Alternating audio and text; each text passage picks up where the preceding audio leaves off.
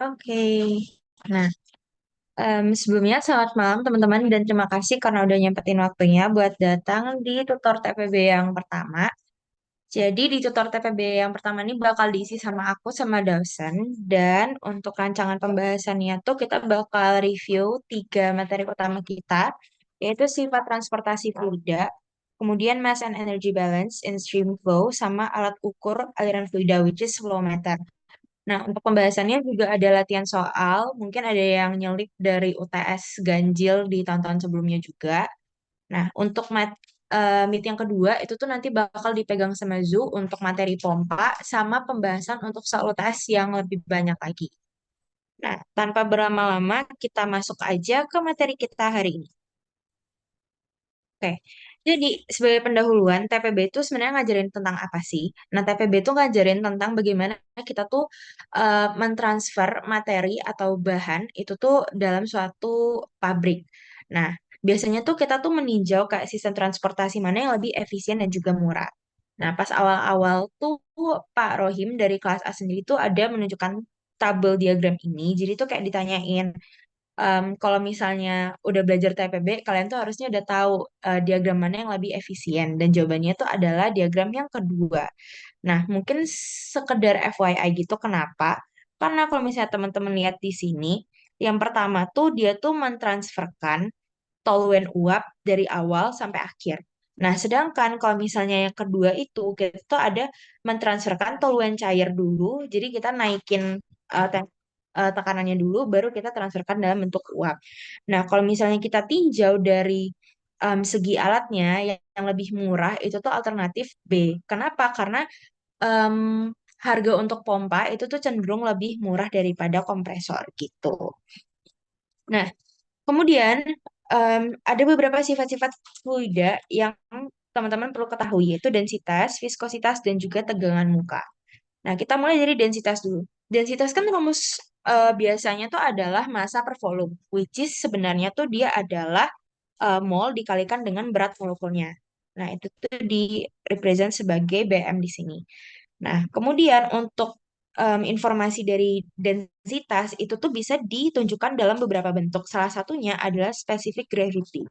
Nah, specific gravity itu tuh merupakan rasio densitas dari suatu fluida dibandingkan dengan fluida lainnya. Nah, biasanya tuh densitas pembandingnya tuh bisa dalam bentuk air ataupun udara gitu.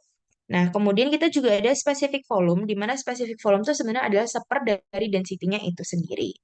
Nah, densitas itu tuh juga dikenal sebagai rapat massa, teman-teman. Nah, dari istilahnya sendiri kan rapat massa. Jadi tuh kita bisa menganalisis kalau misalnya rapat massa ini diberikan perlakuan suhu itu tuh bakal gimana. Nah, kita lihat kalau misalnya suhunya dinaikkan itu tuh ada em, sifat di mana rapat massa fluida baik itu cair atau gas itu akan menurun. Kenapa? Seperti yang teman-teman tahu kan dia kan rapat massa ya. Jadi kalau misalnya kita tambahkan suhu dan teman-teman tahu kalau misalnya ditambahkan suhu, partikel molekul tuh bakal mendapatkan energi tambahan. Jadi itu dia tuh bergeraknya jadi lebih cepat. Jadi jarak mereka itu akan saling berjauhan dan bisa dibilang kerapatan mereka akan menjadi semakin sedikit. Oleh karenanya rapat massanya itu bisa dibilang makin turun. Nah, kemudian ada juga istilah incompressible sama compressible di mana cairan atau fase liquid itu tuh bisa dibilang incompressible, sedangkan gas tuh compressible. Kenapa? Karena kalau dalam cairan tekanan tuh tidak begitu berpengaruh. Sedangkan kalau misalnya gas itu tuh tekanan tuh sangat-sangat berpengaruh gitu. Nah, terus ada juga dibilang di sini rapat massa cairan itu lebih besar daripada rapat massa gas uap dan itu adalah benar. Sehingga dalam volume yang sama kita tuh dapat menampung fluida yang lebih banyak gitu. Jadi kayak fun fact dan juga basic principle seperti ini teman-teman jangan lupain. Oke, itu untuk densitas. Kemudian kita ada juga viskositas atau kekentalan. Nah, viskositas atau kekentalan itu tuh sebenarnya adalah tahanan atau hambatan dari cairan untuk mengalir. Jadi, sesuai dengan namanya viskositas tuh kalau misalnya semakin besar viskositas, makanya pergerakan dari fluida tuh akan semakin melambat. Jadi kayak dia tuh yang menghambat fluida itu dapat bergerak dengan leluasa gitu. Nah, kemudian viskositas itu yang ditandakan dalam bentuk apa? Dalam bentuk mu atau bisa ditunjukkan juga dengan bentuk ini. itu V sama dengan mu per P. Itu tuh adalah viskositas kinematik gitu. Nah, di sini ada juga hubungan antara viskositas dan juga suhu, teman-teman. Kita lihat dari diagram ini dulu deh. Kalau misalnya kita lihat, kan liquid itu akan menurun viskositasnya seiring dengan pertambahan suhu. Sedangkan kalau misalnya untuk gas atau fase gas itu tuh akan meningkat nih viskositasnya. Which is aneh kan, karena sebenarnya seperti kita tahu, viskositas kan biasanya nih akan menurun seiring dengan pertambahan suhu. Oke, itu adalah benar untuk cairan. Kenapa? Karena untuk cairan itu sendiri tuh viskositas itu ditinjau dari gaya kohesi, teman-teman. Gaya kohesi itu adalah gaya tarik-menarik antar molekul. Jadi, kalau misalnya kita tambahkan suhu nih, jadinya kan energi kinetik itu tuh akan lebih besar untuk molekul. Dan mereka tuh jadinya tuh ingin berjauhan dengan satu dengan yang lain kan. Jadi pergerakannya tuh bisa dengan lebih bebas. Nah, gaya kohesi mereka tuh melemah dan mengakibatkan viskositas tuh menurun. Sedangkan kalau untuk gas, viskositas itu dipengaruhi oleh gaya tabrakan molekul. Nah, ini tuh berbeda, gaya tabrakan molekul. Jadi, kalau misalnya kita memberikan energi tambahan ke molekul dan mereka tuh jadi lebih banyak bergerak, jadinya kan mereka ada kemungkinan untuk lebih sering bertabrakan. Nah, oleh karenanya viskositas mereka tuh jadinya meningkat gitu. Oke. Kemudian kita juga ada surface tension atau tegangan muka. Tegangan muka itu tuh rumusnya adalah gamma sama dengan gaya perpanjang. Nah, gaya yang di sini itu tuh dimaksudkan untuk memperkecil luas permukaan untuk tiap satuan lebar permukaan tersebut. Nah, jadi gimana?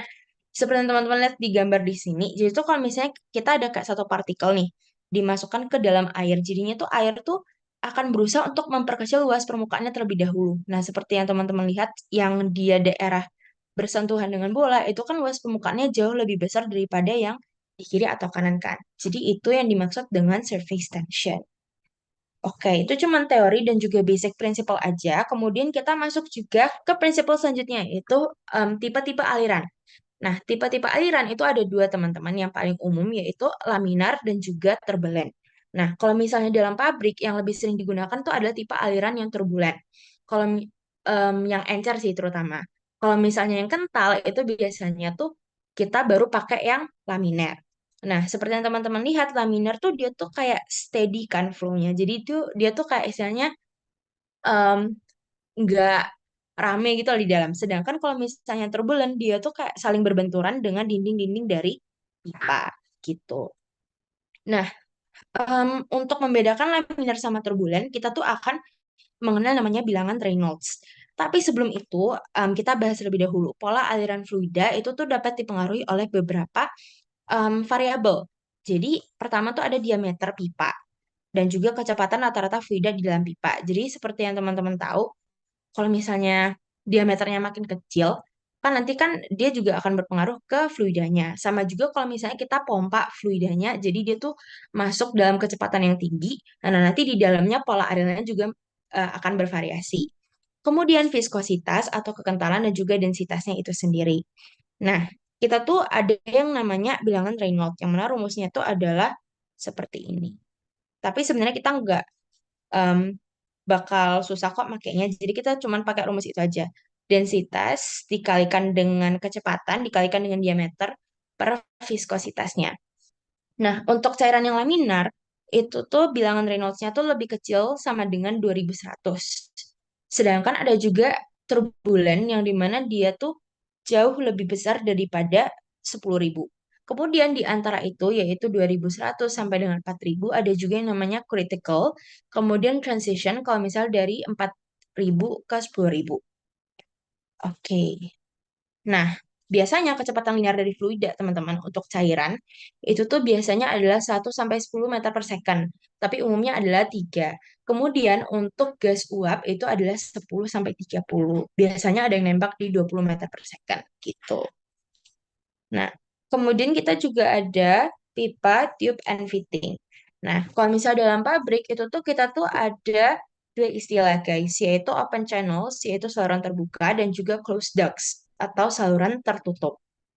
Nah, yang kita tinjau itu tuh sebenarnya adalah closed ducts, atau saluran tertutup, di mana ini tuh ditandai dengan penggunaan sistem pipe dan juga fitting. Fitting tuh apa maksudnya? Fitting tuh adalah penggunaan sambungan, kemudian belokan, percabangan, keran atau valve, dan juga pengubah ukuran. Oke, nah di sini kan bakalan ada beberapa pembahasan ya, karena dari namanya aja pipa, tube, and fitting. Jadi kita mulai dari pipa terlebih dahulu. Di sini pipa tuh bakal dibedain dan dirincikan lagi. Pertama tuh dari jenis bahannya, material of pipes. Nah, untuk material of pipes itu tuh ada yang berasal dari logam dan juga non-logam, yaitu metals dan juga non-metals maksudnya di sini. Kemudian ada juga yang metals itu dibagi jadi ferrous dan juga non-ferrous. Berarti itu apa? Berarti itu yang ini tuh ada besi, sedangkan yang ini tuh non-ferrous itu berarti bukan dari besi. Cast steel, kemudian steel dan juga cast iron.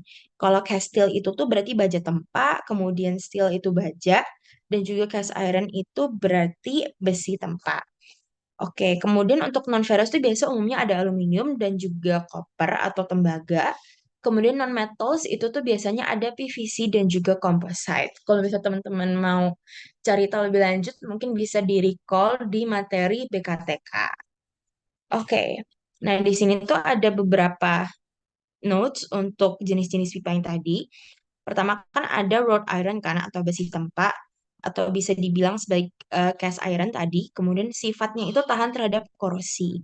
Kemudian ada juga wrought steel pipe yang biasanya digunakan untuk keperluan umum dan juga stainless steel yang seperti teman-teman tahu itu tuh paling terkenal karena ketahanannya terhadap korosi gitu. Nah, dia itu biasanya digunakan untuk industri makanan.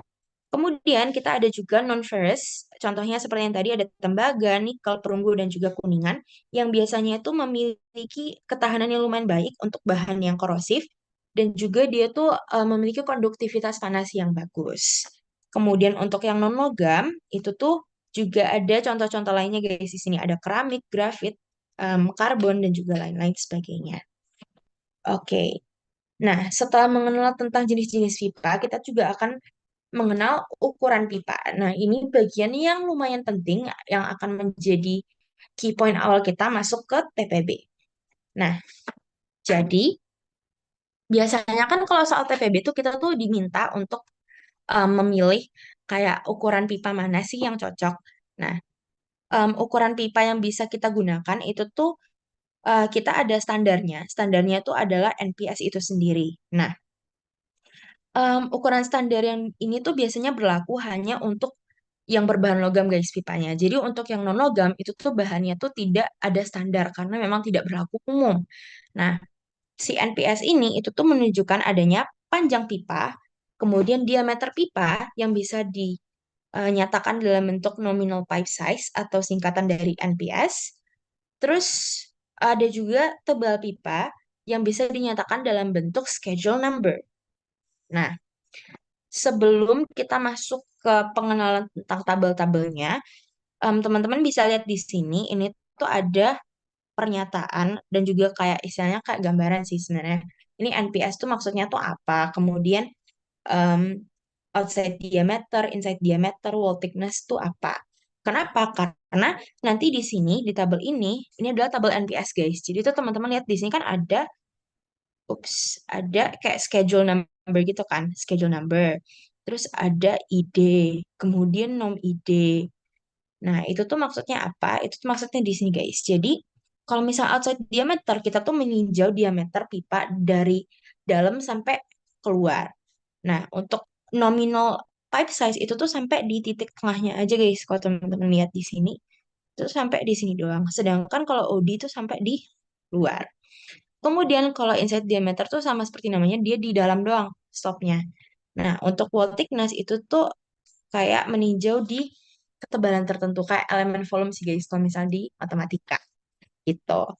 Nah, untuk schedule number sebenarnya kita nggak pernah disuruh hitung sih, tapi ada rumusnya yaitu schedule number yang ditentukan bisa pakai rumus 1000 P per second di mana P itu adalah tekanan kerja dan juga S adalah stress yang diperbolehkan untuk bahan pipa itu sendiri gitu.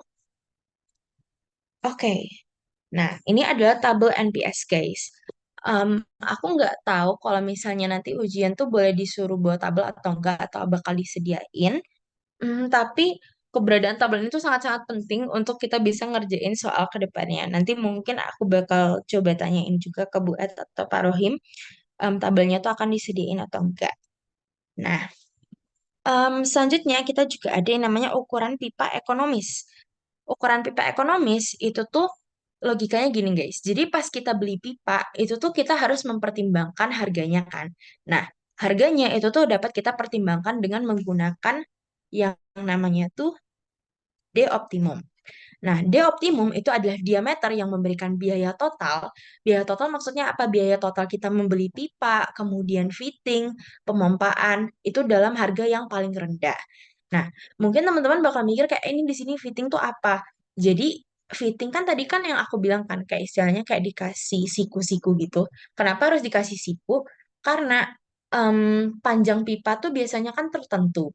Nah, kalau misalnya kita ingin menambahkan, kalau misalnya kita mau 21 meter nih, tapi kayak ternyata di pasar tuh cuma jualnya tuh 16 meter. Nah, kita tuh bisa mainin angkanya dengan cara menambahkan fitting gitu. Nah, jadi itu di optimum tuh meninjau diameter pipa, yang mana kalau misalnya kita pakai diameter pipa ini dan juga fitting jenis ini dan juga pemompaan seperti ini, nah itu tuh bisa menghasilkan biaya pengeluaran yang paling sedikit gitu. Nah, umumnya untuk pembelian pipa itu tuh kalau misalnya pipa dengan diameter besar tuh sangat mahal, pembeliannya tuh mahal. Tapi keuntungannya adalah kecepatan aliran fluida kita tuh kecil. Nah, jadinya kan dia laminar kan. Kenapa ini menguntungkan nih? Kecepatan yang kecil itu tuh mengakibatkan gesekan antara fluida dan juga dinding pipa itu rendah. Jadinya nilai friksi kita tuh akan menjadi semakin sedikit dan biaya kita untuk pemompaan tuh menurun. Kenapa bisa biaya untuk pemompaan menurun? Karena logika aja guys. Kalau misalnya ada yang em, apa ya kak ada gaya yang hilang sebagai friksi kan itu merugikan ya. Jadi dengan kita meminimalisir friksi, biaya untuk pemompaan kita tuh akan juga semakin sedikit gitu. Nah, untuk di optimum itu tuh ada rumusnya guys. Untuk yang carbon steel itu tuh rumusnya adalah seperti ini. Sedangkan untuk stainless steel itu adalah seperti ini. Nah, em, kita langsung lihat ke contoh soal aja guys nih. Di sini tuh dibilang ada carbon steel nih. Carbon steel dengan air mengalir 10 kilogram per detik, yaitu G. Kemudian pada 200 degree Celcius, em, habis itu juga ada nih densitas airnya serta viskositasnya. Nah, seperti yang teman-teman lihat tadi di sini, kita kan menggunakan karbon steel kan, di mana rumusnya adalah di optimum sama dengan 282 G pangkat 0 G pangkat 0,52 serta dikalikan dengan densitas dipangkatkan dengan min 0,37. Nah, kita copy paste dulu nih rumusnya seperti ini. Kita copy paste rumusnya. Habis itu kita langsung masukin aja G itu apa? G itu kayak istilahnya tuh kecepatan fitnya, kecepatan masuknya itu 10 kilogram per detik. Kemudian di sini densitasnya kan udah diketahui soal ya, 1000 kilogram per meter pangkat 3. Nah, itu langsung dimasukin aja. Dapetin nih hasilnya tuh 72,5 milimeter. Dapatnya adalah 72,5 milimeter. Nah, habis itu nanti tuh kalau misalnya kayak em, dimintain kayak direkomendasiin tuh berapa gitu. Nah, nanti tuh kalian bisa langsung dibulatin ke atas aja, dapatlah 80 milimeter, which is dia tuh sebesar 3,14 inci. Atau teman-teman nanti juga bisa refer ke tabel yang ini gitu. Nah, terus kita tuh ada juga kisaran kecepatan optimum fluida yang mengalir dalam pipa. Nah, itu tuh maksudnya apa? Jadi tuh kayak em, fluida itu tuh harus mengalir dalam kecepatan apa supaya dia tuh optimum gitu. Kayak meninjau dari kerusakan, kemudian meninjau dari efisiensi pemompaan dan lain sebagainya. Nah, kalau misalnya dia tidak dipompa, itu tuh berarti dia tuh harus memiliki perbedaan tekanan sebesar 0,05 kilopascal per meter. Nah, seperti itu guys cara bacanya. Jadi kalau misalnya di cairan encer, itu tuh biasa tekanan optimumnya adalah 0,5 kPa per meter dengan kecepatannya itu bisa rentang 1 sampai 3. Untuk uap, itu tuh biasa kecepatan optimumnya itu 15 sampai 30. Kemudian untuk uap yang lebih besar 8 bar itu 30 sampai 60. Nah, kenapa informasi ini penting, guys? Jadi, biasanya tuh permisalan di soal tuh menggunakan referensi tabel kayak gini. Jadi kayak misalnya kita ada cairan etanol. Nah, terus kayak dijelasin nih kayak dia tuh mengalir dalam pipa jenis apa bla bla bla bla bla, tapi kita butuh informasi kecepatan alirannya.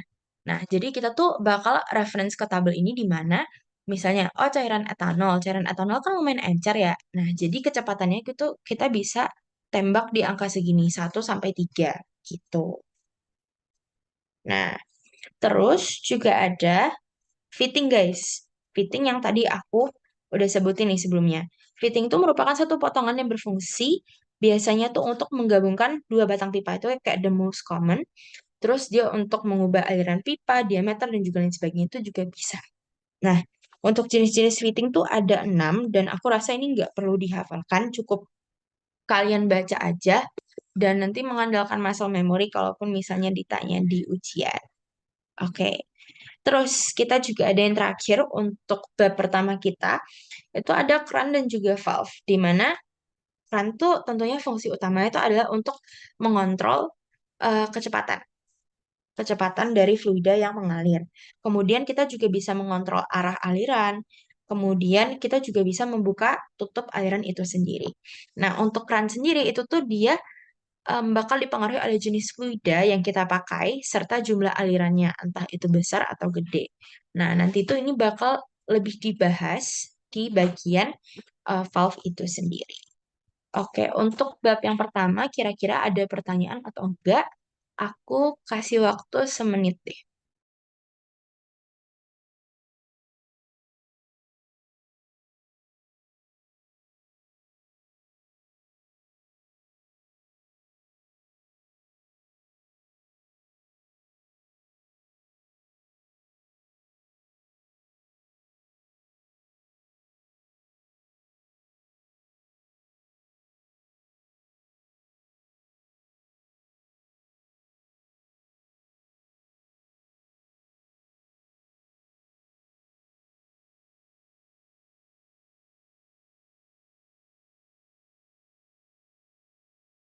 Oke, karena belum ada pertanyaan, aku mungkin lanjut aja. Jadi di bab kedua kita tuh ada mass and energy balance in stream flow, guys. Nah, pertama kita mulai dulu dari mass balance. Jadi sesuai dengan namanya ini adalah kesetimbangan dalam massa. Jadi kita bisa meninjau dari segi neraca massa. Nah, fun fact ini adalah soal em, yang udah pernah dibahas sama Pak Rohim sebenarnya di kelas A dan juga nongol di kuis dadakannya Pak Rohim waktu itu. Nah, jadi aku memutuskan untuk bahas lagi. Oke, jadi untuk di mass balance itu tuh biasa tuh kita meninjau kayak pipa, terus ada percabangan gitu. Nah, terus kita tuh bisa ninjau dari em, neraca massa biasa sih guys. Jadi tuh kayak apa ya? Kayak gini, ups.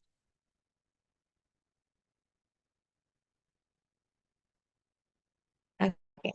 Jadi tuh kayak ini kan in terus dikurangin dengan out akan sama dengan accumulation kan. Nah, di sini tuh kita bisa lihat contohnya di pipa yang ini nih. Ini kan yang masuk adalah 1 sama 2 kan. Terus 3 keluar nih. Berarti tuh accumulationnya tuh bisa dianggap sama dengan 0 nanti. Terus outnya adalah 3. Jadi 1 plus 2 itu sama dengan 3. Itu. Jadi kayak tetap meninjau neraca massa biasa. Terus karena ini adalah massa, jadinya kita tuh perlu em, informasinya kan pastinya massa aja ya. Sedangkan kalau misalnya dalam soal tuh nggak mungkin dikasihnya tuh kayak langsung oh masanya 500 gram terus kayak masanya 750 gram kan nggak mungkin. Dia cuma ngasih tahu kita ini fluidanya jenis apa, terus densitasnya berapa dan juga volumenya berapa. Oleh karenanya kita tuh bisa pakai rumus ini guys. P sama P dikalikan A dikalikan V. Kenapa? Karena oke, ini kan A dikalikan V di mana V adalah kecepatan, itu akan sama dengan Q, guys. Di mana Q itu satuannya adalah biasanya tuh volume per waktu. Nah, volume per waktu dikalikan dengan densitas. Densitas tuh masalahnya ada, satuannya adalah massa per volume. Nah, nanti kalau dikaliin kan massa per volume dikalikan dengan volume per waktu. Dicoret-coret, hasilnya adalah massa per waktu, which is satuannya itu udah benar. Dan ini adalah neraca massa. Jadi, untuk rumusnya bisa diingat aja, densitas dikalikan dengan luas, dikalikan dengan kecepatan. Gitu. Nah, oke, pertama di soal ini kita kayak ada fluida dengan densitas 892 kg per meter pangkat 3. Kemudian dibilang dia memasuki part 1 dengan flow rate-nya tuh adalah 1,388 kali 10 pangkat min 3 meter pangkat 3 per sekon. Habis itu ditanyain nih mass flow rate di pipe 1 dan juga pipe 3 serta average flow rate in pipe 1 dan pipe 3. Oke. Nah, kita langsung lihat soal aja. Jadi, teman-teman lihat dulu. Tadi kan di soal tuh ada diberikan ini kan, informasi ini. 2 inci NPS SCH 40, kemudian 1,5 inci NPS SCH 40. Nah, kita bisa reference ini ke tabel sebelumnya, which is tabel yang udah aku kasih tadi. Nah, kita baca. Tadi kan dibilang tuh adalah 2 inci NPS SCH 40. Nah, kita baca dulu 2 inci. 2 inci di sini. Terus SCH-nya adalah nomor 40. Jadi ini. Nah, kita tuh meninjau yang namanya tuh um, inside diameter guys, atau diameter bagian dalamnya. Dimana itu nanti akan jadi diameter yang kita pakai. Kenapa kita ninjau diameter? Karena rumus area kita kan adalah pi r kuadrat. Dimana R-nya adalah um, setengah dari D kan. Jadi kalau misalnya R kuadrat adalah seperempat D kuadrat. Makanya kita butuh data dari diameter. Nah, oke, jadi kita tulis nih, dapatlah segini. Ini adalah 2,067 inci. Nah, teman-teman nanti bisa ubah ke dalam bentuk meter. Oke. Terus nanti untuk 1,5 inci NPS SC40 itu tuh sama aja 1,5 kan ini. Nah, dapatlah idenya adalah 1,610 inci. Gitu. Nih, teman-teman nanti bisa ubah ke meter sendiri. Habis itu kita ada nih guys, untuk meninjau neraca massanya. Untuk meninjau neraca massa, em, seperti yang teman-teman lihat, dia kan di sini kan adalah in kan. Sedangkan dua ini adalah yang out. Nah, kita bisa meninjau terlebih dahulu nih, yang in itu tuh berapa. Di mana tadi kan teman-teman lihat ya, rho itu tuh kan sama dengan M per V. Jadi kalau misalnya kita mau nyari massa, ya tinggal rho dikalikan dengan V kan. Nah, V-nya di sini adalah volume, di mana volume akan sama dengan debit. Itu bisa direpresent dengan Q. Makanya di sini tuh M1 sama dengan densitas 1 dikalikan dengan debit yang pertama. Di mana semua infonya tuh udah dikasih guys. Densitas yang pertama itu kan sama aja ya di titik 1, 2, 3 karena fluidanya sama. Terus untuk debitnya itu tuh udah dikasih di sini 1,388 kalikan 10 pangkat min 3. Dicarilah hasilnya dapatlah 1,238 kilogram per second. Nah, ini untuk neraca massa yang pertama, guys. Neraca massa yang pertama. Untuk bagian yang in, guys. Untuk bagian yang pertama. Terus kita ninjau dari neraca massa. In sama dengan ACC dikurangkan dengan, ACC ditambahkan dengan out. Kan gini. In dikurangkan dengan out sama dengan ACC kan. Nah, kalau ini dipindah, kan jadinya ACC plus out. Tapi ACC kita kan sama dengan nol.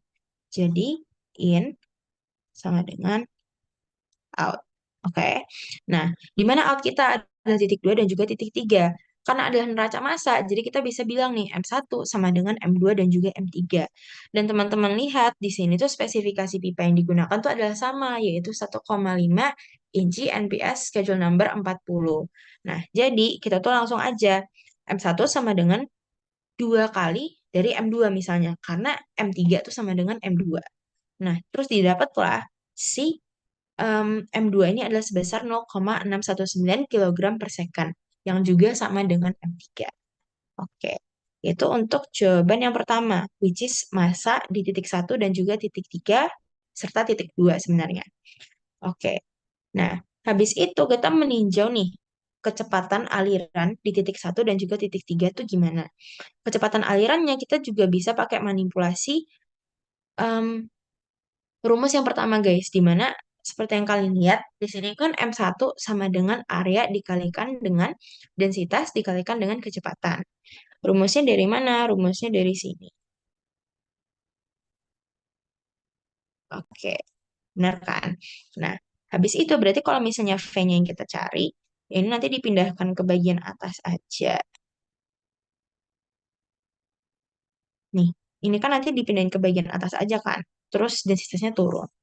Nah, habis itu tinggal dimasuk-masukin aja angkanya, di mana M1 dapat kita lihat di perhitungan yang pertama, terus areanya juga tinggal pi per 4 D kuadrat, di mana D-nya tuh menyesuaikan dari yang di sini.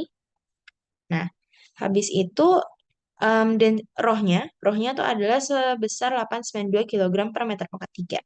Terus dapatlah hasilnya adalah yang. Nah, nanti untuk yang titik 3 juga sama, cuman kita gantinya adalah pakai massa di titik 3 dan juga pakai diameter untuk di titik yang ketiga. Diameternya yang mana? Diameternya yang ini. Yang ini tadi. Oke, ini untuk neraca massa. Selanjutnya, mungkin kita bisa langsung lanjut aja ke energy balance and stream flow. Nah, kalau misalnya untuk energy balance itu tuh dia tuh sederhana aja guys. Kenapa? Karena dia tuh sebenarnya juga cuman meninjau satu rumus, yaitu rumusnya si Bernoulli. Nah, rumusnya Bernoulli itu tuh adalah seperti ini. Dia kan neraca energi ya. Energi dalam kasus ini itu tuh ditinjau dalam bentuk head. Dinyatakan dalam bentuk head, di mana head adalah energi per fluid weight. Nah, satuannya tuh dalam bentuk meter guys nanti. Nah, dalam persamaan Bernoulli itu tuh kita ada rumus yang dikotakin biru seperti itu. Nah, kalau dijabarkan nanti tuh bakal seperti yang ini.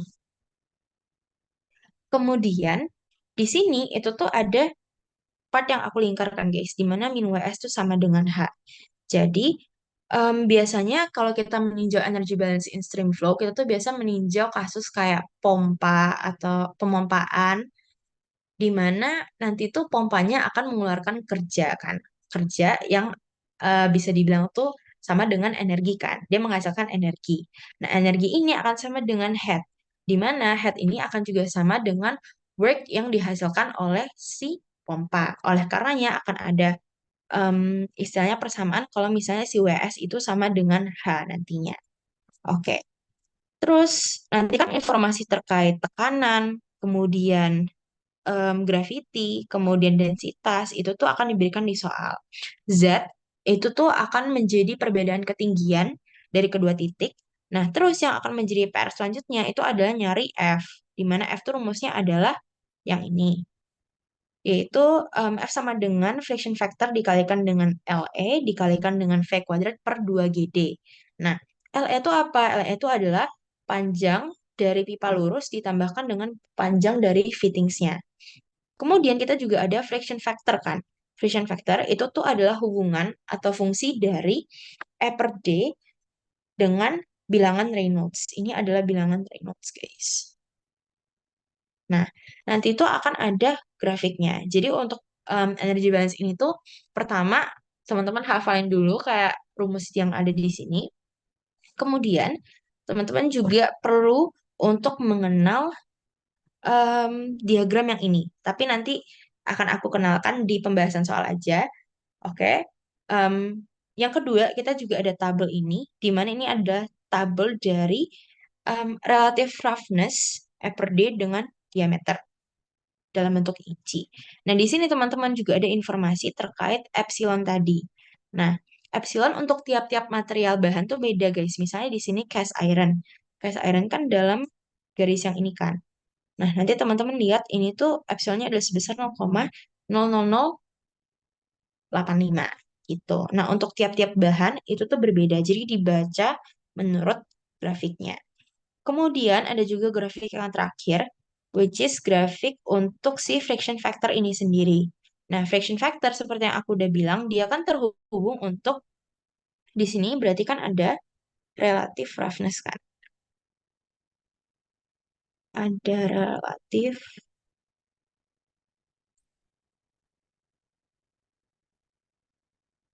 roughness. Terus di sini adalah bilangan Reynolds. Sama aja sebenarnya grafik ini sendiri itu menunjukkan keduanya guys. Jadi di sini adalah bilangan Reynolds untuk sumbu X dan juga relative roughness-nya tuh ada di sumbu Y.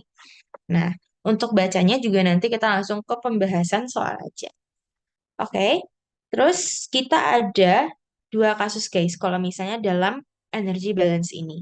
Jadi dia tuh pertama ada yang namanya suction head system dan juga yang kedua adalah suction lift system. Yang membedakan keduanya adalah apa? Kalau misalnya suction head itu tuh posisinya adalah pompanya itu tuh memompa fluida, yang mana fluida yang pertama tuh posisinya lebih tinggi dari dia. Nah, seperti yang teman-teman lihat di sini, occurred when the liquid level is above the center of the pump, known as flooded section. Jadi ini kunci utamanya untuk si suction head system. Jadi titik A itu pasti lebih tinggi dari pompanya. Nah, terus untuk rumusnya yang berbeda itu apa? Rumusnya tetap pakai Bernoulli yang tadi, cuman head totalnya adalah eh, HD dikurangkan dengan HS, di mana HD itu adalah ini, terus HS adalah yang ini. Sedangkan kalau misalnya untuk suction lift system, itu tuh adalah ketika titik A itu tuh lebih rendah dari si pompa, seperti yang bisa dilihat di gambar. Kemudian yang membedakan adalah HD ditambahkan dengan HS akan menjadi head totalnya. Nah, kalau misalnya teman-teman lihat di sini di titik di suction head system itu kan untuk HS-nya itu kan PA-nya kan positif ya. Untuk rangkaian yang A itu tuh kan bersifat positif. Sedangkan kalian lihat di sini yang HS yang untuk di suction lift itu tuh dia bersifat negatif semua gitu. Nah, sebenarnya cuman perkara apa ya plus minus doang sih guys, tapi untuk perhitungan tuh sama aja. Nah, untuk memperjelas aku udah mengerjakan soal UTS ganjil 22 dan juga 23. Untuk latihan lebih banyaknya teman-teman bisa gali lagi di soalnya Pak Rohim. Itu tuh di PPT-nya udah lumayan ada sekitar 2-3 soal yang udah dikerjain juga sama bapaknya. Mungkin bisa dicocokin sambil dikerjain juga. Nah, di sini untuk soal ganjil 22 kita tuh ada gasolin, yaitu suatu fluida dengan persentasenya itu adalah 90% gasolin dan juga 10% etanol. Jadi em, kita tuh meninjau larutan kita adalah gasolin E10 dengan kadarnya 10% etanol. Nah, terus kita baca lagi nih. Dia tuh akan dialirkan dari tangki penyimpanan menuju dengan tangki pencampuran atau mixing tank yang keduanya dijaga dengan tekanan atmosferik. Jadi, kalau misalnya kayak gitu, berarti tangki penyimpanan dan juga tangki pencampurnya itu tuh memiliki tekanan yang sama guys, itu dijaga atmosferis. Nah, terus untuk distribusinya kita tuh menggunakan pipa standar yaitu cast iron. Cast iron sepanjang 450 meter. Terus kita juga ada nih guys informasi terkait fittingnya yaitu 12 standar elbow, 5 standar T, dan juga 5 gate valve yang terbuka 3/4 bagian. Oke. Nah, terus kita dibilang jika mixing tank berada 7 meter di atas tangki penyimpanan dan diinginkan debit aliran sebesar 4,5 meter pangkat 3 per jam, berarti di sini kita bisa mendapatkan informasi perbedaan ketinggian dan juga debitnya. Oke, terus ditanyain head pompanya. Head pompa. Oke. Nah, terus juga dikasih informasi terkait massa jenis etanol dan juga viskositasnya. Oke. Nah, dengan demikian kita bisa lanjut ke pengerjaan soal kita. Jadi, ini adalah kerjaanku ya guys. Belum pasti benar juga, tapi untuk penalaran dari aku sendiri ada seperti ini. Jadi dibilang tangki mixing itu kan posisinya lebih tinggi 7 meter dari tangki penyimpanan. Nah, untuk TPB itu guys, dia tuh perbedaan ketinggiannya tuh bisa kalian asumsikan em, permukaan dari cairan di tangki kedua dan juga permukaan cairan di tangki pertama. Jadi itu tuh beda ketinggiannya. Beda ketinggian itu kayak gini guys. Jadi, nah di permukaan cairan yang pertama dan juga cairan yang pertama dan juga yang kedua itu adalah delta Z kita. Di mana itu adalah sebesar 7 meter nanti. Oke. Nah, habis itu kita ada debitnya itu 4,5 meter pangkat 3 per jam. Terus kita ada rho etanol dan juga viskositasnya. Oke, dari rho etanol kita catat dulu dapatnya 789 kilogram per meter pangkat 3. Kemudian viskositasnya adalah 0,71 cp. Dengan notes untuk teman-teman, 1 cp itu adalah 0,001 PAS. Oke. Nah, habis itu teman-teman bisa juga diubah dari CP ke PAS. Jadi dikonversi dulu supaya lebih mudah, dapatlah segini. Oke. Jadi ini akan menjadi informasi-informasi yang kita pakai nanti. Oke. Terus yang kita dapatkan tadi kan densitas dari etanol kan. Sedangkan densitas dari larutan kita itu tuh adalah dia tuh 0,1% etanol kan di sini. Dia kan adalah 10% etanol. Jadi aku memutuskan kalau misalnya aku bisa mengasumsikan kalau misalnya larutan etanol itu tuh densitasnya adalah sebesar larutan itu adalah sebesar 0,1-nya etanol. Jadi densitasnya larutan itu adalah 0,1 dari densitasnya etanol. Dapatlah sebesar ini. Oke. Terus kita meninjau dari fitting and pipe. Pertama dari pipe itu tuh ada panjangnya sebesar 450 meter dengan bahannya adalah cast iron. Kemudian untuk elbow-nya ada 12 standard elbow, 5 standard T dan juga 5 gate valve yang 3/4 open. Nah, ditanyakan adalah head pompanya. Nah, untuk penyelesaiannya, langkah pertama kita tuh pasti adalah meninjau persamaan Bernoulli, guys. Nah, persamaan Bernoulli itu teman-teman tulis P1 per rho G ditambah dengan Z1 tambah V1 kuadrat per 2G kurang kurang F kurang WS sama dengan P2 per rho G ditambah dengan Z2 tambah dengan V2 kuadrat per 2G. Asumsinya di sini adalah tekanan atmosferis, jadi P1 dan juga P2 bisa kita coret. Kemudian V1 sama V2 itu aku juga anggap sama. Kenapa? Karena pertama, fluida yang kita tinjau itu adalah sama-sama etanol berupa cairan encer. Dengan kecepatannya adalah 3 meter per second kan. Kalau misalnya kita meninjau dari tabel yang ini. Nih, cairan encer itu tuh kecepatannya adalah 1 sampai 3. Dan kali ini aku ngambilnya asumsinya adalah 3. Oke, habis itu selain itu dia tuh kayak kita asumsinya kecepatan satu itu kan di sini kan, nih kecepatan satu. Sedangkan kecepatan duanya setelah ada pompa di sini itu adalah V2. Nah, aku tuh mengasumsikan kalau V1 sama V2 tuh sama. Dan hasil pengerjaan kalian tuh ya tergantung dengan asumsi kalian. Di sini kalau misalnya mengikuti dengan asumsi aku, kan aku bisa coret ya jadinya V1 sama V2-nya. Jadi yang tersisa adalah Z1 kurang F kurang WS sama dengan Z2. Nah, terus aku pindahin nih ruasnya. Jadinya min WS sama dengan Z2 kurang Z1 ditambahkan dengan F. Di mana ini itu sebenarnya adalah delta Z, guys. Delta Z kita kan tadi langsung didapatkan 7 meter. Nah, terus kalau misalnya pompa tuh mengeluarkan kerja, dan kerjanya itu adalah bentuk head pompa, makanya head akan sama dengan min WS, di mana akan sama dengan delta Z ditambahkan dengan F. Oke, terus aku langsung masukin bentuknya si F itu gimana, yaitu friction factor dikalikan dengan L plus LE, V kuadrat per 2GD. Nah, oke. Terus pertama-tama nih kita cari dulu guys si nilai D-nya. Cari nilai D gimana? Kita tuh bisa memanfaatkan informasi tentang debit. Di mana debit itu kan rumusnya adalah area dikalikan dengan kecepatan. Nah, area itu adalah pi per 4 di kuadrat. Nah, D inilah yang nanti kita cari. Oke.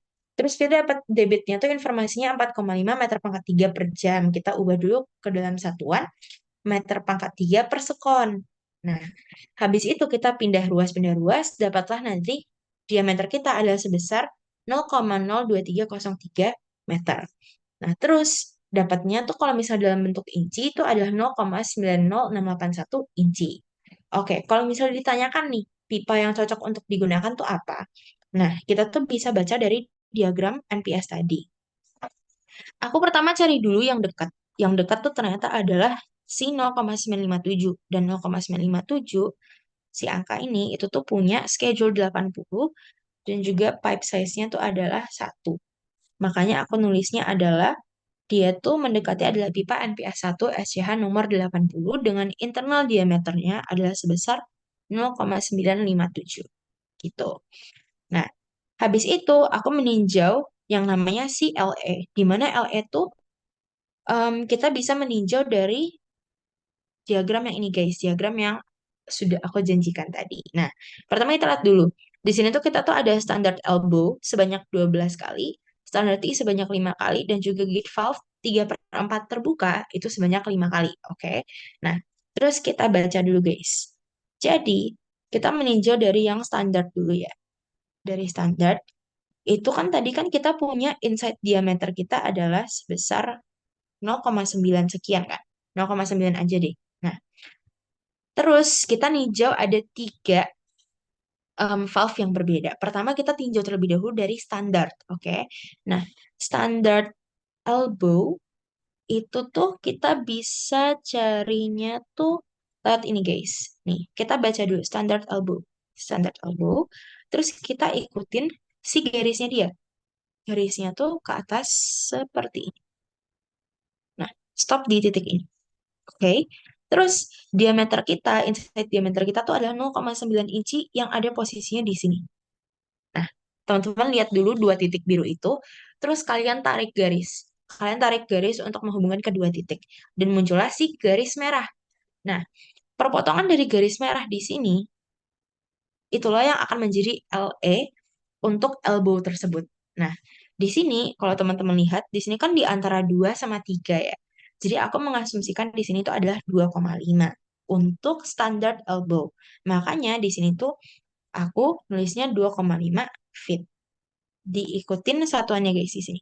Nih, di sini kan dia feet kan. Nah, ikut aja satuannya. Sama juga kita sekarang bisa lihat yang mana dulu ya. Oke, kita lihat yang ke gate valve 3/4 buka. 3/4 buka itu tuh berarti 1/4-nya kan tertutup ya. Berarti kita lihat yang 1/4 close. Nih, untuk yang 1/4 close mungkin aku bisa ganti warna ke ini deh. Nah, kita tarik dulu turun. Kita lihat dia tuh stopnya di mana. Kita stopnya di sini. Nah, stop di sini. Oke. Terus kita lihat juga tadi kan kita tetap di diameternya adalah 0,9 ya. Jadi kita tetap di sini. Nah, jadi sekarang di titik P-nya kalian hubungin dan muncullah garis yang warna hijau. Nah, nanti teman-teman baca ini tuh si LE-nya adalah sebesar 3. Mungkin 3 lebih, tapi kayak aku asumsikan aja sebesar 3 di sini. Nah, ini adalah 3. Kemudian yang terakhir kita ada standar T juga. Standar T itu teman-teman kalau baca di sini, dia kan ke atas ke sini ya.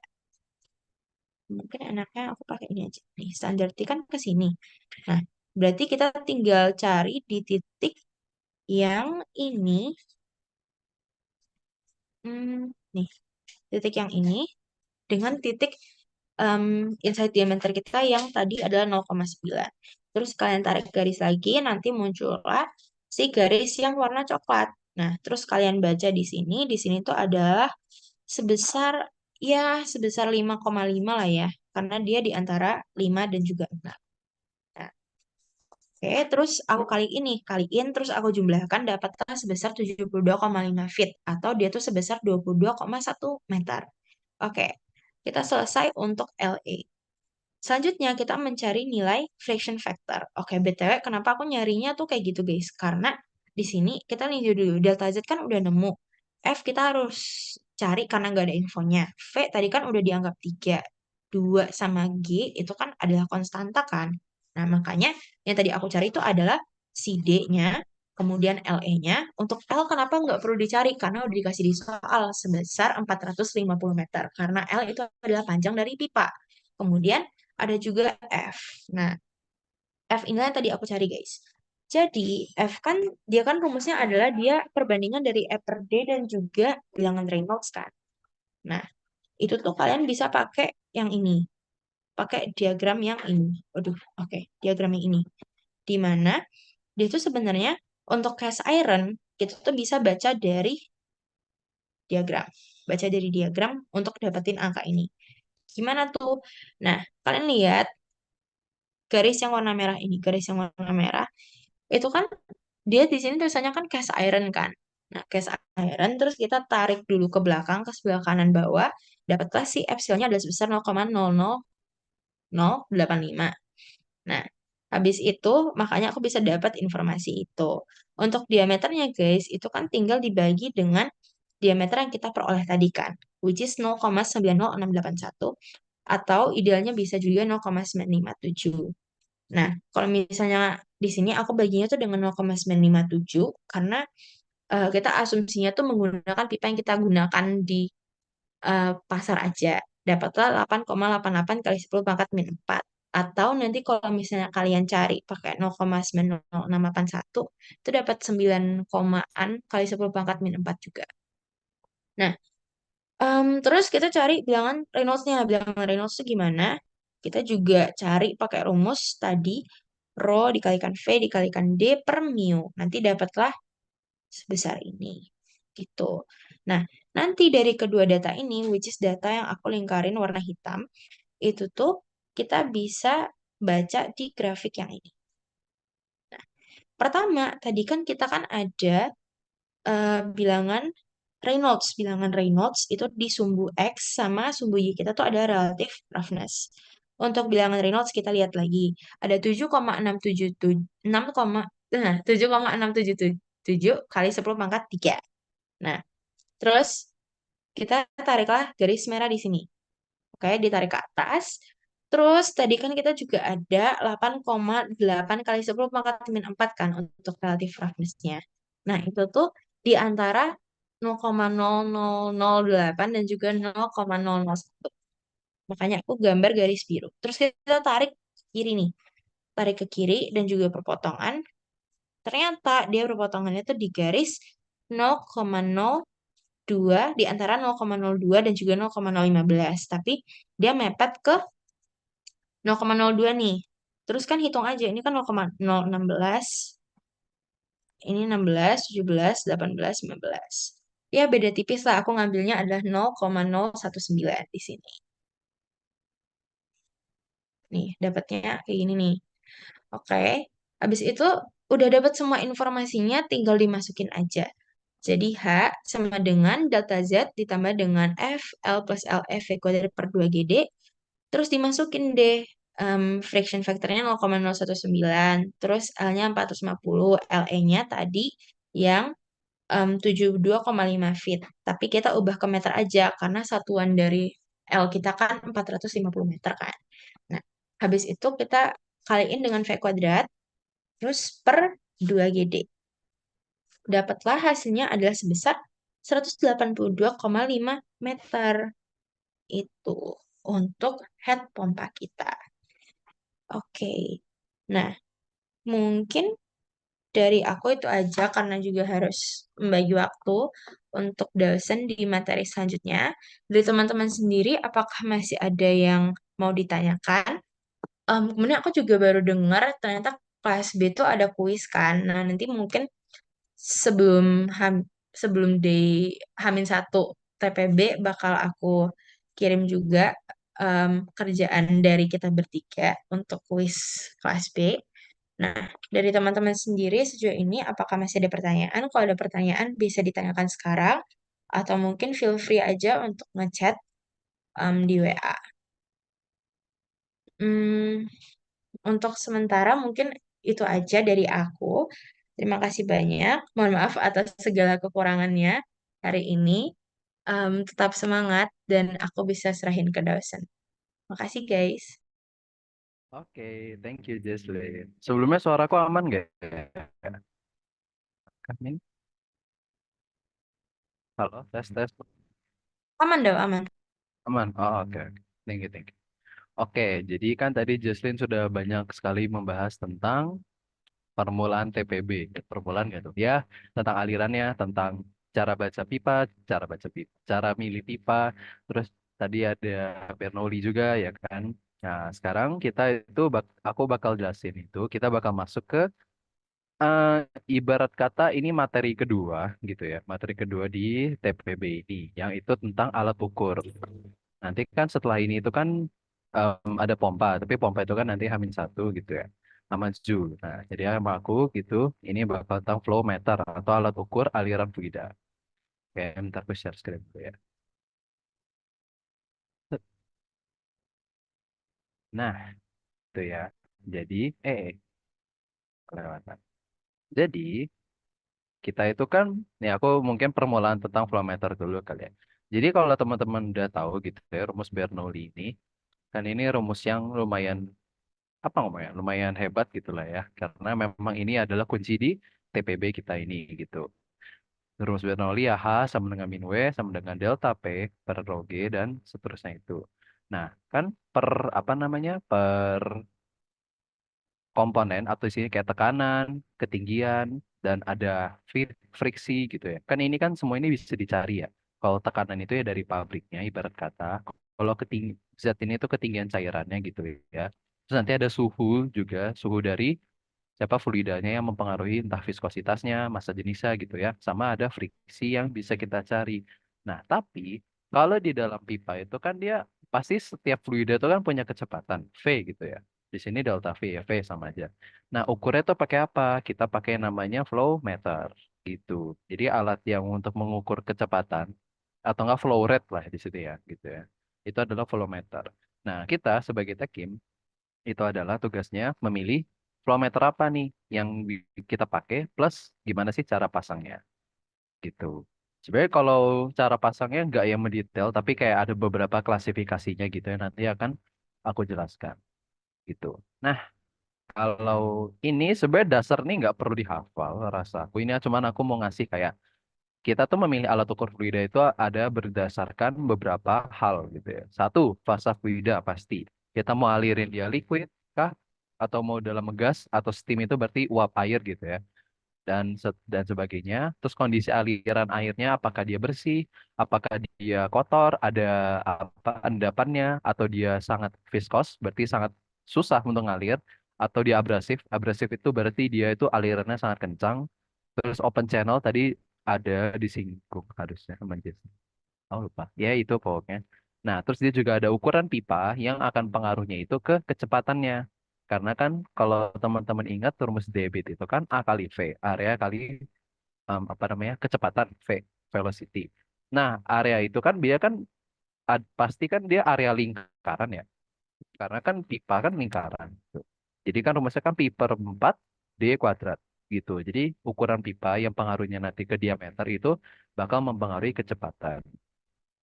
Nah, terus ada sifat fluida itu yang kayak sifat kimianya gitu ya, densitas, terus viskositas. Nah, terus mungkin ada keadaan operasi kayak tekanan, suhu gitu ya. Nah, terus ada kondisi lingkungan. Ah, yang sebenarnya yang lain itu nggak terlalu gimana gitu. Tapi untuk teman-teman tahu gitu, dasar kita memilih alat ukur itu seperti apa. Nah, cara instalasinya itu ada dua jenis, yaitu inline sama insertion. Cara ingat itu gimana? Kalau inline itu tuh dia tuh di apa ngomongnya? Inline tuh di um, pipa lurus gitu ya. Iya pada pipa lurus gitu. Jadi kalau yang inline tuh yang ini. Jadi dia tuh jadi dia tuh dipasang tuh di dua jarak yang berbeda gini gitu. Kalau inline. Nah, kalau insertion, ingat aja insert di dalam gitu ya. Nah, dia tuh bentuknya gini. Yang di sebelah bawah gambar ini. Jadi dia tuh nanti di dalam pipanya tuh bakal kayak ada tiang gitu ya. Tiang nanti itu dia bakal didorong sama fluidanya. Nah, nanti entah dorongannya sampai berapa itu bisa diketahui kecepatannya berapa gitu. Kalau bisa kita pakai alat. Nah, biasanya kalau insertion flow meter atau yang ini itu dia lebih fleksibel dan lebih ekonomis kalau ukurannya besar pasti gitu. Karena kan dia tinggal ibarat kata tinggal ngebuat si tiang yang ke dalam pipanya itu dapat berfungsi dengan baik dengan pipa itu diperbesar gitu ya. Nah, kalau inline yang ini dia tuh terbatas karena kan ya apa ngomongnya? Dia cuman bisa pipa lurus satu gitu ya. Jadi dia terbatas, tapi dia lebih mudah dikalibrasi. Kalau yang ini tuh sekali pasang udah nggak bisa dikalibrasi. Jadi udah itu tinggal baca di di pembacanya gitu ya. Nah, ini tentang flow meter gitu ya. Instalasi flow meter ada dua gitu. Ini cepat aja. Nah, kalau berdasarkan hasil pengukurannya, alat ukur itu dibedain jadi dua. Jadi dia tuh ada kecepatan lokal sama kecepatan total. Kalau kecepatan lokal, itu kecepatan fluida pada posisi tertentu. Jadi misal kita ambil contoh pipa di sini. Nih ya. Nah, kalau kecepatan itu di posisi tertentu itu kan berbeda ya. Karena gini, air itu pertama dia ada friksi. Bukan friksi, dia ada tegangan muka kan di aliran air itu. Jadi kecepatan di beberapa titik itu tuh pasti dia berbeda. Makanya sebenarnya ini untuk sekedar tahu aja gitu ya. Jadi kalau kecepatan di sini itu adalah fungsi dari jarak. Eh, posisi, sorry. Dari posisi. Gitu ya. Posisi di tabung. Posisi di pipa. Nah, kalau total ya kecepatan total sesuai namanya itu kecepatan alir rata-rata seluruh penampang luas cairan. Jadi di seluruh pipa ini ada fluida yang mengalir. Nah, itu kecepatan rata-ratanya berapa. Nah, alat ukurnya kalau yang kecepatan lokal tadi itu tabung pitot. Ini tabung pitot. Ada gambar di sini. Nah, kalau orifice venturi sebenarnya rotameter itu termasuk, tapi nggak yang kita bakal apa ngomongnya, nggak terlalu di itu ini, ya, nggak terlalu di dalamin. Jadi kita lebih di orifice dan venturi gitu, sama tabung pitot mungkin gitu. Oke, jadi itu. Nah ini untuk tabung pitot tadi, dan kita akan langsung ke tabung pitot. Nah sebelum aku akan menjelaskan apa namanya semua tentang alat ukur ini, pertama aku mau note dulu gitu ya. Jadi dari rumus Bernoulli ini kita itu bisa menurunkan dia, bukan turunin sih, kita modif lah bahasanya. Kita modif jadi rumus yang bisa kita pakai jadi gitu ya di materi alat ukur fluida ini. Jadi nanti rumus itu bakal dia V sama dengan. Maksudnya V sama dengan itu gimana nanti akan aku kasih lihat. Nah, sebenarnya itu ada rumus jadinya. Jadi teman-teman kalau mau tahu asalnya dari mana itu udah ada di sini. Cuman kalau teman-teman males bacanya, ini langsung aja aku skip tabung pitot itu ke rumus jadinya. Eh, yang ini.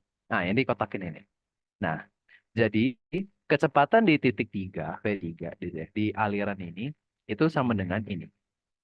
Ini udah rumus paten, udah rumus ya ini udah tidak diragukan lagi gitu ya rumusnya. Jadi teman-teman kalau mau ingat monggo silakan.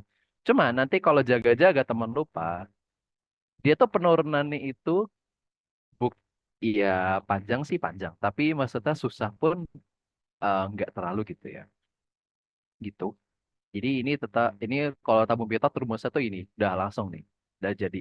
Nah, kalau teman-teman mau tahu dari mana rumusnya itu tuh udah ada di gambar ini. Jadi aku memang ambil dari slide di PPT kelas A, Pak Rohim yang buat gitu ya. Dan memang udah dijelaskan. Cuman memang ini tiba-tiba skip tahap, ada yang beberapa dicoret itu nggak dijelasin gitu ya. Nah, mungkin aku akan apa aku jelasin dikit. Boleh deh, aku jelasin dikit deh. Karena aku punya waktu lumayan banyak. 1 jam. Gitu. Oke, jadi kan kita punya rumus Bernoulli ini biasa. Rumus Bernoulli, nih, rumus Bernoulli.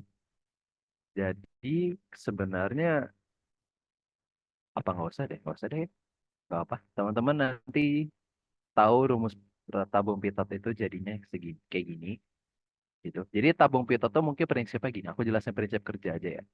Jadi kita kan misal punya ini ya, punya pipa. Terus di sini ada tabung pitot. Jadi tabung pitot tuh ini gitu ya, yang melengkung ini. Dan di dalamnya ini tuh ada biasanya air raksa atau enggak cairan dalam manometer gitu ya. Manometer tuh yang pipa U ini dalamnya tuh ada cairan. Biasanya raksa sih, biasanya. Tapi kalau nggak dikasih tahu ya berarti dia cairan biasa yang dia densitasnya tuh jauh-jauh lebih besar dibanding yang mengalir di pipa. Biasa kan air, misal air gitu ya, gitu. Nah, kalau misal dia mengalir dari kiri ke kanan gitu ya. Berarti kan otomatis kan dia bakal ngedorong ini ya. Apa ada tekanan yang mendorong di titik dua. Jadi makanya yang di sebelah kiri manometer ini dia bakal kedorong ke atas. Karena dia ada tekanan dari sebelah kanan atau titik N ya di. Ini tentang manometer gitu ya. Manometer tentang pitot yang ada manometernya. Nah, ini nggak perlu kejelasin lah ya rumusnya dari mana gitu ya. Tapi teman kalau mau tahu penjabaran dari mana ya boleh gitu.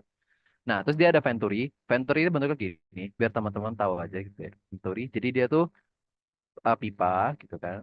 Terus dia bakal nyusut, terus nanti dia bakal membesar lagi. Plus, dia ada manometernya lagi di sini. Manometer. Manometer isinya apa? Ya tadi, entah cairannya densitasnya berat atau enggak, densitas tinggi, biasanya raksa gitu. Gitu. Nah, teman-teman cukup tahu kalau nanti rumus jadinya itu bakal kayak, ini udah review, sorry. Berarti ini. Rumus jadinya tuh yang ini, yang bersama nomor 5 ini. Jadi dia tuh bakal akhirnya adalah mencari kecepatan rata-rata karena dia di atasnya tuh kayak ada garis gitu ya. Itu menandakan kecepatan rata-rata sama dengan ini apa namanya? Sama dengan CV akar dan di dalamnya. Nah, mau di pitot, mau di venturi sama di orifice, dia rumusnya tuh pasti ada C. Apa sih C ini? C ini adalah faktor koreksi. Jadi CP itu untuk faktor koreksi pitot, kalau CV ya venturi, kalau CO ya orifice gitu ya.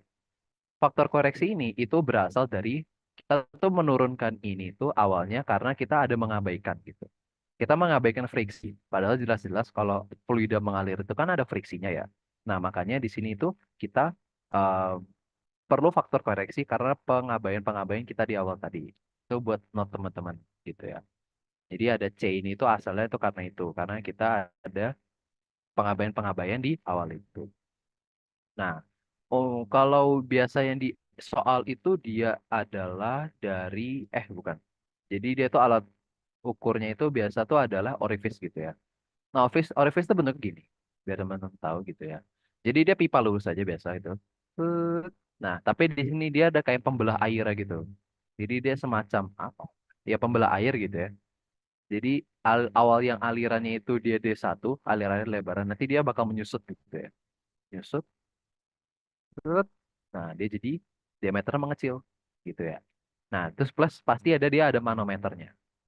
Sebenarnya ada manometer ini fungsinya buat apa sih? Karena itu buat mencari tekanan kita, buat cari P1, P2 kita. Nah, hubungannya adalah ini nih, minus delta P itu P1 min P2, jadi tekanan ini kurang kan otomatis kan dia itu dikasih minus karena kan tekanan di dua itu kan pasti lebih gede dari satu. Karena dia ini apa namanya? Dikecilkan diameternya gitu ya. Nah, kita kasih minus biar dia nanti apa namanya? Nah, nilainya itu dia nggak jadi negatif. Nah, P1 P min P2 ini kita tuh bisa jabarin lagi menjadi ini. Rho M. Jadi rho M tuh biasa tuh merkuri gitu ya. Yang di dalam sini. Yang di dalam manometer kurang dengan rho biasa, yaitu cairan yang mengalir di pipa. Dikali G dikali H gitu. Nah, bedanya orifice sama venturi sebenarnya persis tuh bentuknya sama gitu ya. Dia ada bawahnya itu ada rho A1/A0 kali pangkat 2 kurang satu. Sedangkan kalau ini kan dia A1/A2 karena dia titiknya A1 sama A2. Sebenarnya em, dibikin A0 AO AO ya AO sorry AO itu karena dia adalah luas tampang orifice. Jadi luas tampang orifice itu yang ini nih, yang kecil nih. Nih yang ini, nih yang ini. Jadi dia tuh kita ambil dia tuh dia luas tampangnya tuh luas tampang itu gitu. Nah, baru deh orifice itu. Nah, spesialnya adalah kenapa kita sering dapat soal ini itu karena memang dia itu apa? Dia pertama ada grafik gitu ya. Grafik tentang pembacaan CO atau faktor koreksi si orifice gitu ya. Nah, gitu. Ini rumusnya, ini gambarnya. Nah, kita berlagi-lagi akan ada yang namanya Reynolds. Cuman Reynolds-nya itu dia khusus orifice, gitu ya. Reynolds orifice. Jadi dia raw cairan yang mengalir dikali kecepatan di orifice. Atau enggak bukan kecepatan di orifice sih. Iya benar, kecepatan di orifice, sorry. Kecepatan di orifice gitu ya. Terus dikali diameter orifice per sama viskositas dari cairan itu. Nah, untuk apa gitu ya? Nah, nanti dia masuk ke sini. Masuk ke sini. Jadi ntar dapat realnya bisa 10 pangkat 4 gitu ya. Kalau nggak salah sini. Nah, kita itu bakal ada yang namanya ini sharp edge orifice diameter ratio. Atau dia itu dapatnya dari orifice diameter. Nanti bakal dikasih soal gitu ya. Per inside pipe diameter. Nanti dapat berapa nilai rasionya. Nah, nanti kita hubungin. Dan mungkin aku langsung jelasin ke soal orifice aja kali ya. Gitu. Soal orifice. Biar nanti teman-teman langsung langsung Apa mau ya? Lebih lebih itu lebih lebih enak lah ya gitu.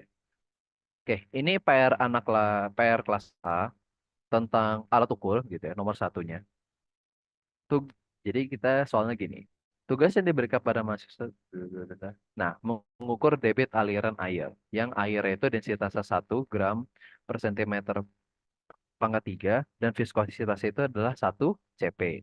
Cp itu tadi, aku lupa lagi. Jadi dia bilang 1 cp itu adalah 0,01 gram per sentimeter ya.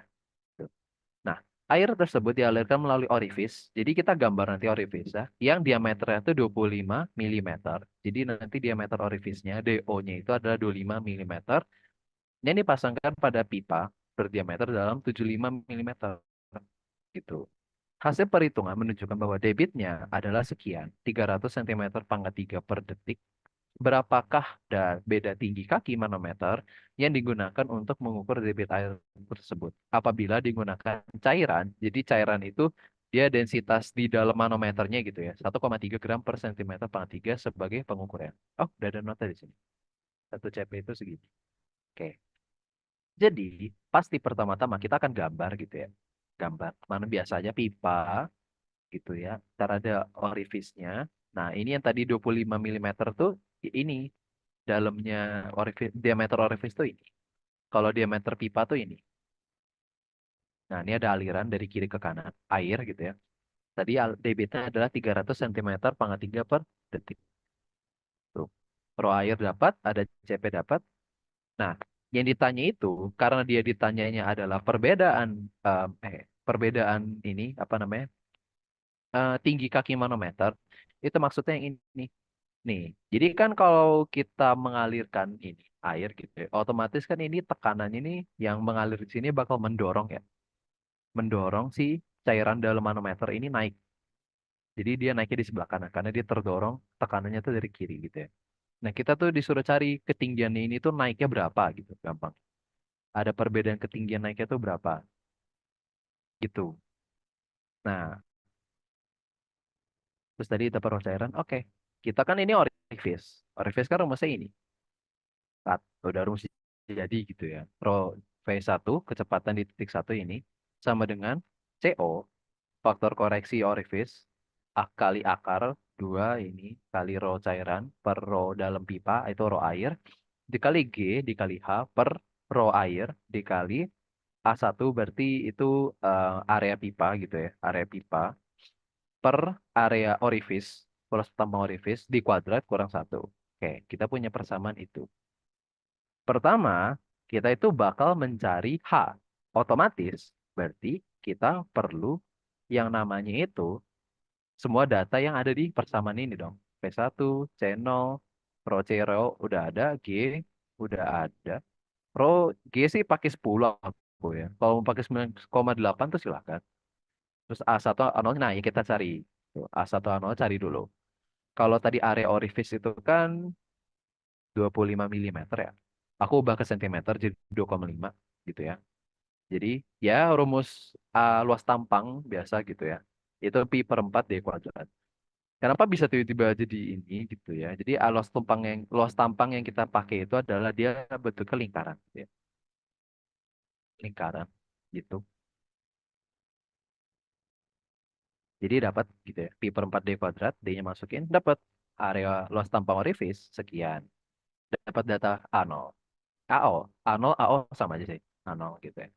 A1 berarti dia ada luas tampang di pipa yang panjangnya diameternya adalah 75 milimeter. Bakal kita ubah ke senti jadi 7,5 sama gitu ya.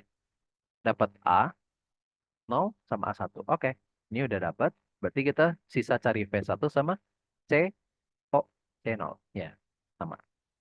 Cari V1 itu menggunakan data debit. Ya dong, pasti gitu. Karena mereka ada hubungannya gitu ya. Ada hubungan si hmm, apa namanya?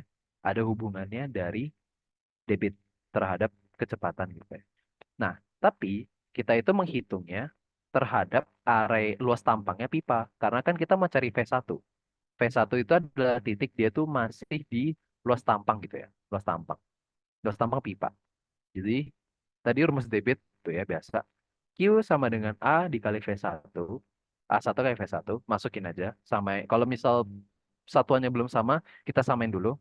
Nanti dapat kecepatannya adalah 6,7906 cm per detik.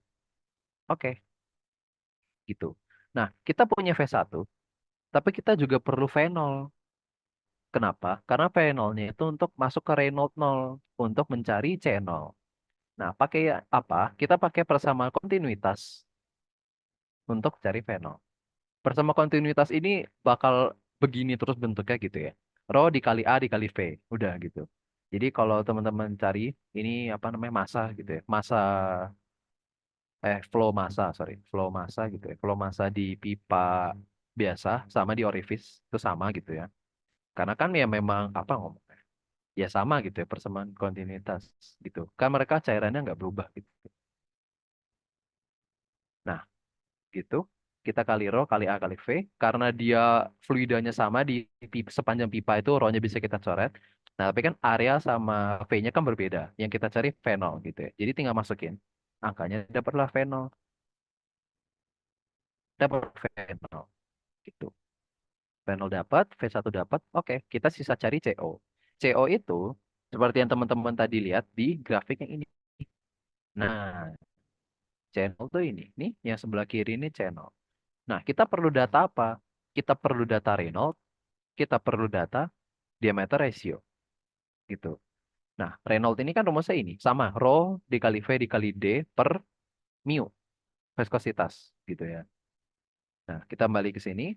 Rumus Reynolds masukin aja. Kan kita punya diameternya itu 2,5 cm diameter orifice dikali V0 kita udah punya tadi setelah kita hitung 61,1158 cm per detik dikali rho, oh ya berarti rho orifice-nya 1 kan dia cairannya air. Di sini depannya ini air. Udah dikasih soal 1 gram per sentimeter kubik. Per viskositasnya. Nih, tadi udah dapat viskositas air. Nah, nanti dapat tuh Reynolds orifice itu berapa? Diubah ke kali 10 pangkat sekian. Di sini diubah jadi 1,5278 kali 10 pangkat 4. Oke, berarti kan gini. Kita punya 1,5 kali 10 pangkat 4. Gitu ya. Atau enggak, gimana cara gambar? Aku bakal tunjukin ke teman-teman gitu ya. Gimana caranya gitu. Jadi, kan kita tadi punya Reynolds itu adalah 10 1,5 kali 10 pangkat 4 lah gitu ya. Kita buletin biar gampang. Berarti kan ini kan 1, ini 2, 3, 4, 5, seterusnya. Berarti 1,5 anggap aja di garis yang ini kan. Dia ke atas, terus nanti teman-teman nanti kalau cara lihatnya gitu ya. Sampai atas gitu. Nah, kita kan perlu data ini. Ya udah, kita tinggal bagi aja. 2,5 per 7,5. Karena kan udah dapat dari soal diameternya. Nih, mana? Nah, ini. Nih, udah dapat. 2,5 per 7,5 itu 0,33. Berarti kalau 0,33 itu teman-teman harus lihat nih. Mana? Bentar.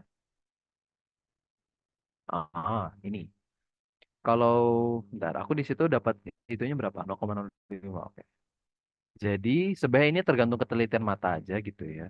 Jadi kan di sini kan dia 0,4 nih. Garis yang ini kan 0,4. Ini 0,4. Sedangkan kalau yang bawahnya ini adalah dia 0,2 kan. Yang bawah ini. Tebel banget. Ya udah ini 0,2 ini yang ke bawah ini. Berarti kan 0,33 itu kan diantaranya ya. Karena kan iya di 0,3 kan di antara 0,2 sama 0,4. Ini teman-teman kira-kira aja gitu ya. Nanti ini bakal di tengah-tengahnya gini. Set. Jelek. Set. Nah, waktu dia udah berpotongan, baru teman-teman tarik ke samping. Sep. Gitu. Nanti bakal ditarik ke samping. Nah, baru teman-teman nanti pakai penggaris saja. Ini 0,65. Berarti anggap aja kayak di sini. Oh, aku ngebacanya 0,62. Oke, nggak masalah gitu ya. 0,625, 0,63 itu it's okay gitu ya. Karena perbedaannya tuh nggak terlalu jauh. Karena lagi-lagi kan ini kita berdasarkan ketelitian mata masing-masing. Tapi setidaknya dia tuh bakal di area 0,62 sampai 0,6 berapa? 64 lah ya gitu ya. Tapi jangan jauh banget kayak 0,69 ya kan nggak mungkin gitu ya. Karena kan dia di area ini doang nih, di area si siapa namanya si CO-nya. Nah, aku ngebacanya anggap aja di sini aku bacanya adalah 0,625.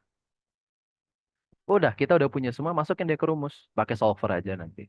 Kita cari H deh di sini. Jadi dapat berarti perbedaan ketinggiannya itu adalah, jadi ini itu yang ini. Ini adalah 15,7399 cm. Itu. Udah, selesai deh soalnya. Tuh. Jadi orifice ini tuh yang dia lebih sering apa Om? Lebih sering dijadikan soal ya. Karena memang dia tuh akan ada ngebaca si ini, si apa namanya? Si tabel ini itu, grafik ini buat membaca mencari channel begitu. Teman-teman kalau rumus jadinya mau hafalin monggo karena mungkin akan hafal juga gitu ya sendirinya setidaknya satu rumus orifice gitu ya. Tuh ini contoh ini contoh soalnya tadi, ini penyelesaiannya gitu ya. Oke, gitu. Mungkin flow meter nggak terlalu banyak. Kalau di tes tahun-tahun lalu itu dia satu nomor gitu ya. Jadi kalau Bernoulli biasa tuh satu nomor, terus nanti flow meter tuh satu nomor, pompa itu, nah tergantung tergantung Bu Ed sama Pak Rohim gitu bikin soalnya gimana gitu ya. Bisa aja nanti ada dua pompa, bisa aja nanti ada dua flow meter gitu ya. Cuman jujur kurang jelas kayak um, apa tracking materinya gitu ya. Ternyata tadi baru kontekan sama Zoo gitu ya. Materinya itu beda gitu. Bukan beda, maksudnya kita sampainya itu di tahapnya itu berbeda. Kalau kelas A itu dia udah sampai di kompresor. Dan kompresor kan memang nggak keluar. Jadi pompa itu bakal nanti diajarin perhitungan sama cara milihnya gitu ya. Yang nanti akan eh dikasih tahu Zoo di H-1 UTS hari Senin. Gitu. Dengan jam yang sama. Jam 7 sampai jam 9. Gitu. Kayak ini Flamenter gitu ya. Nggak usah aku jelasin penurunan rumus dari mana, terlalu membosankan. Nggak guna juga. Bukan nggak guna sih, nggak, iya bukan yang gimana banget gitu ya. Sekedar tahu gitu ya, penurunan rumusnya gimana gitu. Orifice ini.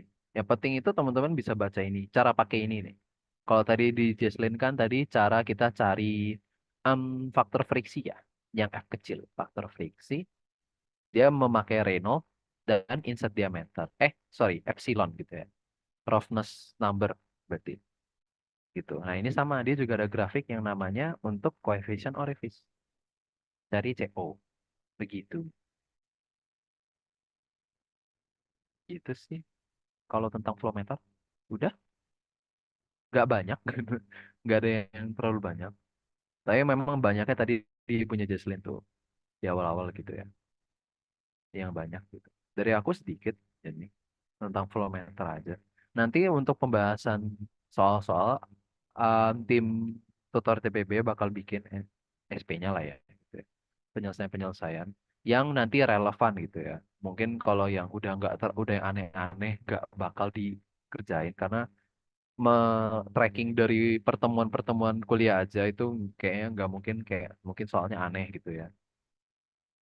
Nah, nanti terkait contoh-contohnya gitu ya. Aku bakal eh, kita bukan aku sorry. Kita itu bakal bikin ininya penyelesaian-penyelesaiannya. Ini kebetulan udah ada karena ini kan PR gitu. Gitu. Oke, nah itu. Dari TPB ini ada yang mau ditanya dulu nggak? Dari yang awal tadi. Mungkin dari awal gitu ya. Berarti apa nih gitu? Banyak kan?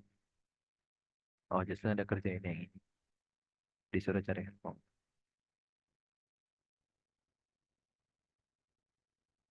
Gitu.